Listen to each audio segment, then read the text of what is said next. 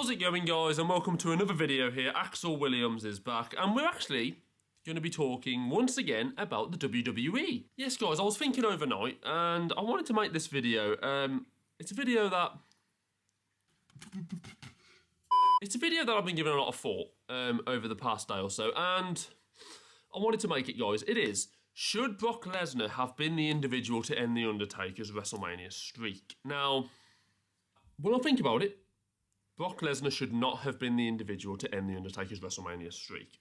But we're going to go a little bit prior to that, and I'm going to talk about opportunities that they actually had, the WWE, to end The Undertaker's WrestleMania streak prior to him facing Brock Lesnar. You know, The Undertaker's had huge battles at WrestleMania, and in the past, opportunities perhaps to end the streak. He's fought Edge, you know, he's fought Shawn Michaels, and obviously he's fought Triple H, and therein actually lies, in my opinion, where they should and could have ended The Undertaker's WrestleMania streak. And this takes me back nicely to probably the most hyped up WrestleMania of all time, WrestleMania 28. A fantastic match card, arguably two of the best and biggest fights in the history of WrestleMania. You had The Rock versus Cena at Once in a Lifetime, which I've aforementioned in a previous video, and you also had Triple H versus The Undertaker in a Hell in a Cell with Shawn Michaels as a special guest referee, a match entitled End of an Era. End of an Era was the perfect opportunity, perfect storyline, perfect build-up, perfect scenario. You've got Triple H and Shawn Michaels who are basically best friends. You've got three individuals who respect the hell out of each other. The Undertaker, you know, they've been through so much. All three of them have been through so much, individually and together. You know, they've had battles with each other in past WrestleManias. What a perfect opportunity to end the streak. You know, they're all three of them in a Hell in a Cell. You know, as fate would have it, Shawn Michaels is a special guest referee to Triple H versus The Undertaker at this WrestleMania. You know, you could literally have two monumental moments take place in the same show. There was a big moment in that match where I thought the streak was going to end. And I was convinced that night. Undertaker picks up Triple H, goes through a tombstone, turns to Shawn Michaels, and Shawn Michaels sweet chin musics The Undertaker. He sweet chin musics him, he spins, and Triple H does the pedigree, and you think, you know what, he's just received a sweet chin music and now a pedigree, the streak's gone.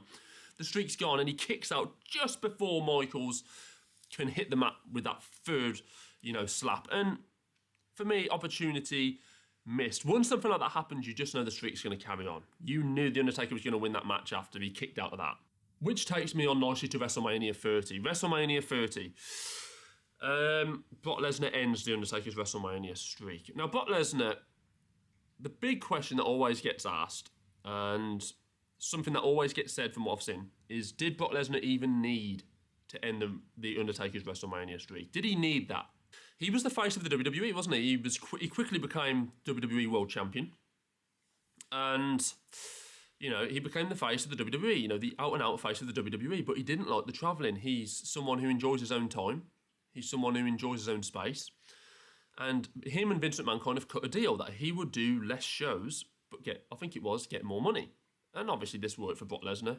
Vince McMahon didn't want to lose an unbelievable talent. So this is what the conclusion was. So, you know, even back then, Brock Lesnar was big, and you could see how important he was to the WWE and how important he was to Vince McMahon.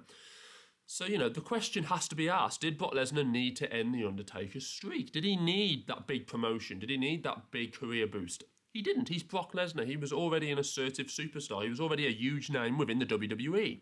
But, you know, looking back to WrestleMania 28, how fitting would it have been? How fitting would it have been? You got Triple H, Shawn Michaels and The Undertaker. People might argue Triple H probably didn't need that big boost of career either because he was already quite assertive. But again, the scenario set itself up so perfectly. The way it was written in.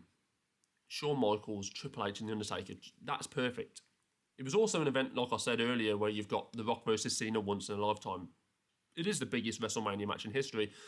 That's where you kind of have two great moments in one night. You have The Rock versus John Cena, pumped up electric atmosphere for when those two step out.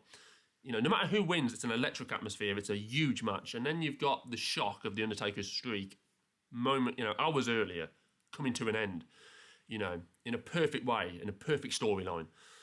Opportunity missed, and Brock Lesnar did not need that opportunity. Brock Lesnar did not need that opportunity. Brock Lesnar did not need to beat The Undertaker. He did not need to end The Undertaker's streak at WrestleMania. But apparently, from what I've read, certain sources, it was The Undertaker's choice for Brock Lesnar to be the one. They spoke to him, and The Undertaker fully agreed, or even suggested himself that it should be Brock Lesnar to end the streak. If that is true, I don't really understand that thinking from him, because, you know, why not give it to someone who genuinely needs the opportunity or could literally benefit from that huge scalp? But I remember the shock from the audience, but, you know, I was shocked. You know. I remember actually thinking kind of, wow, did that just happen? You know, when you're kind of frozen in place and you think, did that just happen?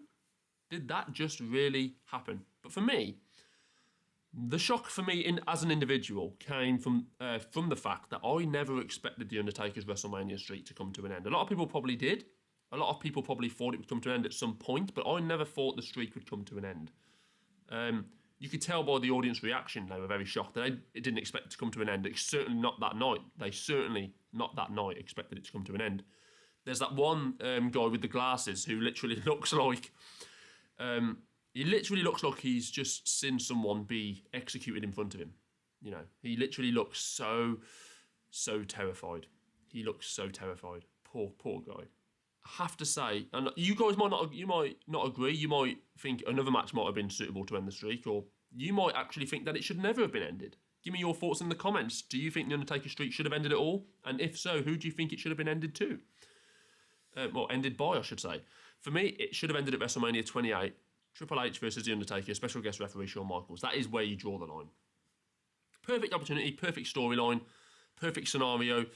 Those three, you might not ever get in the ring together. You won't get in the ring together again. It's just a fact, isn't it? You will not get those three in the ring together again. And Brock Lesnar didn't need it. Brock Lesnar did not need it.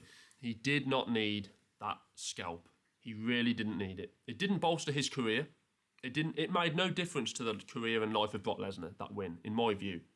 I doubt it made that much of an impact in the career and life of Brock Lesnar, particularly the career, because, you know, like I said, Brock Lesnar was already, he had already been the face of the WWE. To a certain degree, even, you know, during that time, he was still a huge character within the WWE. You know, he didn't need it. Brock Lesnar didn't need it. He's been world champion since then. He would have been world champion after that, with or without that win. You know, Brock Lesnar's just born to be a champion. And WWE can see that. You know, Brock Lesnar obviously knows it himself, that he was born to be a world champion. He's got that quality, he's got that aggression, he's got that ruthlessness, he's got that talent. With or without that win at WrestleMania 30 against The Undertaker, Brock Lesnar would have thrived and continued to thrive in the WWE. He didn't need it. But guys, give me your thoughts on it, guys. Did The Undertaker's streak need to end that night? Should it have ended to Brock Lesnar? Should it have ended to somebody else? In my view, like I said, it should have ended at WrestleMania 28 in the Hell in a Cell. Give me your thoughts. When should it have ended for you? Should it have ended at all? Give me your thoughts, guys. Thank you ever so much for watching this video, guys. I thought I'd make this video. It's been something that's been on my mind for, you know, a little while, a day or so. But I wanted to make it because I remember it so well. And I made a WWE video recently. And this just felt like the perfect time to make another one. Guys, give me your thoughts though. Comment, of course, like and subscribe as always. And I will be back with another video very shortly. Guys, thank you ever so much for watching.